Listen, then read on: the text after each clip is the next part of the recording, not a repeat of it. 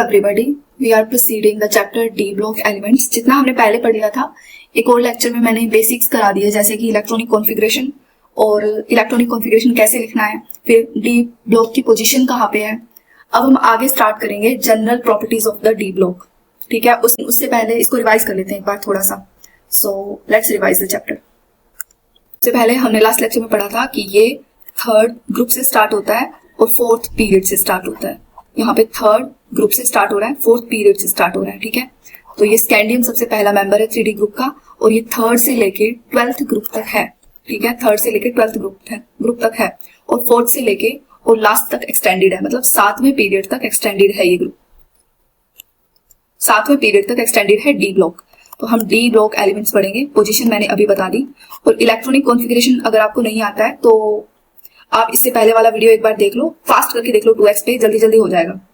उसके बाद में अगर ये पढ़ोगे तो और ज्यादा आसान रहेगा। सो चलो लेट्स स्टार्ट। सबसे पहले 3D सीरीज, फिर 4D, 5D and so on आगे चलती जाएगी, लेकिन हम अभी शुरू में 3D और 4D दो सीरीज पे फोकस करेंगे। सबसे पहले तो 3D पे ही फोकस करेंगे, लेकिन इन सबका कंपैरिजन बहुत इंपॉर्टेंट है। जैसे मेल्टिंग पॉइंट का, एटॉमिक रेडियस का आपस में कंपैरिजन है, वो सीरीज में भी है और वर्टिकली भी है। ये थर्ड ग्रुप है, थर्ड ग्रुप से 12th ग्रुप तक सारी ट्रिक्स याद कर लेते हैं।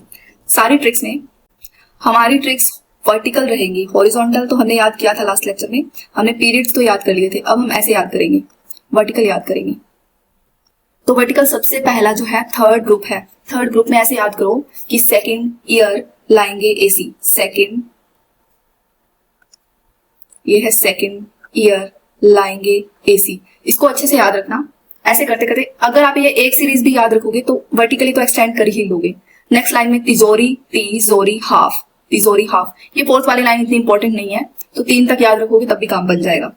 थर्ड लाइन है वे नवाब थे। ठीक है, बस इनको याद रखना कि ये थे में TH मत लिखना, TA ही लिखना। ठीक है, चौथा है करोड़ मोल वाला। ये मोलिब्डेनम तो गलत लिखा हुआ है, हाँ मोलिब्डेनम गलत लिखा हुआ है, यहाँ पे स्मॉल ओ आएगा।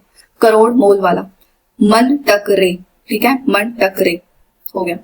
इसके बाद मन टकरे हो गया, करोड़ मोल वाला हो गया।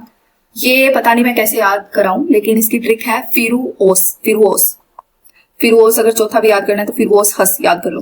फिर थर्ड ग्रुप से हमारी ट्रिक स्टार्ट होगी, 12th ग्रुप तक जाएंगे। हम थर्ड ग्रुप से स्टार्ट करते हैं। थर्ड ग्रुप को बोलेंगे सेकंड ईयर लाएंगे एसी, फिर तिजोरी हाफ, फिर वे नवाब थे, करोड़ मोल वाला, मन टकरे, फिरुओस, फिर कौन रह आयरा, कौन रह आयरा। ये थोड़ी सी अलग है पर याद रह जाएगी। नहीं पढ़ोगे पिटोगे, ये यूनिवर्सल है, सब टीचर्स बताते हैं आपको, पहले से भी किसी किसी को याद होगी, याद हो जाएगी। नहीं पढ़ोगे पिटोगे, सीक्वेंस में याद रखना। और क्यों आगे आऊं, ये भी बहुत सिंपल है, ये भी पहले बहुत सारे टीचर्स कराते आए हैं, याद रह जाएगी। जिंक कैडमियम मरकरी के लिए क्या ट्रिक लगाओगे, ये नॉर्मली याद रह जाएगा। इसका क्वेश्चन करना है आगे जाके तो ये याद रह जाएगा। तो वर्टिकल याद हो गई, हॉरिजॉन्टल याद होगी। हॉरिजॉन्टल मैंने लास्ट लेक्चर में याद कराई थी, वर्टिकल मैंने अभी याद करा दिया। तो आगे का पढ़ते हैं। पोजीशन इन पीरियोडिक टेबल तो हमने देख ही लिया है कि ये बीच में प्रेजेंट है। कहाँ पे, इधर हमने देखा था S ब्लॉक प्रेजेंट है, इधर क्या है P ब्लॉक है, तो बीच में इन दोनों के D ब्लॉक प्रेजेंट है। पोजीशन इन पीरियोडिक टेबल तो middle section of the periodic table. और ग्रुप वाइज याद करें तो 13 to 12। और अगर हम पीरियड का देखें तो पीरियड कौन से स्टार्ट हो रहा है, फोर्थ पीरियड से। यहाँ पे प्लस में लिख लो फोर्थ पीरियड। ठीक है, फोर्थ पीरियड अपने हिसाब से याद रखने के लिए फोर्थ पीरियड से शुरू हो रहा है। Lies between S and P block जो अभी अभी हमने बोला। D orbital of the penultimate shell. Penultimate shell मतलब होता है जो outermost shell, energy order के हिसाब से नहीं, जैसे जनरली हम लिखते हैं ना 1s2 2s2 2p6 3s2 3d6 3d10 4s। तो अगर देखा जाए तो 3d जो है वो 4s से पहले ही आती है, इसलिए इसको पेनल्टीमेट शेल बोलते हैं। इसको n-1 वाली जो शेल होती है उसको बोलते हैं पेनल्टीमेट। तो आउटर मोस्ट ये है और 3d ये है, लेकिन हम पहले इलेक्ट्रॉन ऑलवेज 4s में भरते हैं। 4s2 तक भर जाता है जब, उसके बाद में 3d को भरना स्टार्ट करते हैं। इसीलिए बोल रहे हैं कि d orbital of the penultimate shell भरी जा रही है, मतलब आउटर मोस्ट शेल जो है यहाँ पे पेनल्टीमेट शेल भी है। जैसे हम किसी का भी कॉन्फ़िगरेशन यहाँ पे लिखेंगे,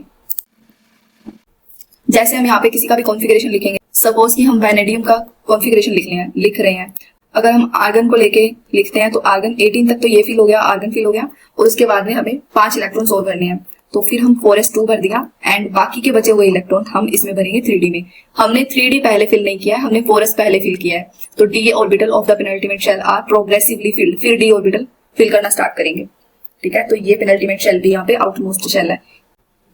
ये वही सिंपल अभी हमने देखा कि 3D जो सीरीज है वो स्टार्ट होती है स्कैंडियम से और ऐसे करते करते जाती है जिंक तक।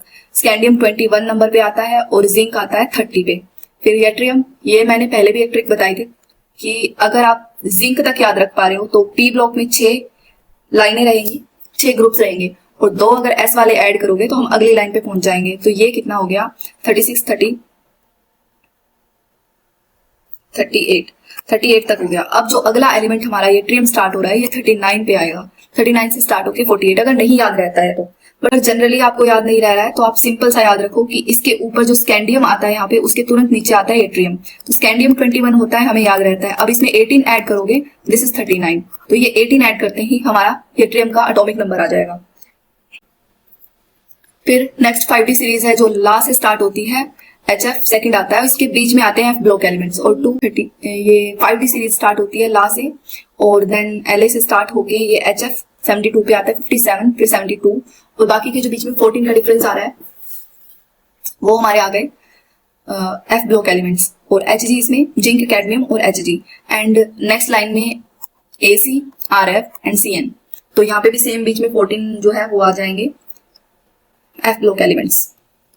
नेक्स्ट ये फिर से वही इलेक्ट्रॉनिक कॉन्फ़िगरेशन एक बार 3D सीरीज का रिवाइज कर लेते हैं। 3D सीरीज में हमने देखा था ये पेनल्टीमेट शेल है 3D और n-1 n जो शेल है वो 4s है यहाँ पे 3D वाली सीरीज में और 3D सीरीज में ये n-1 3D।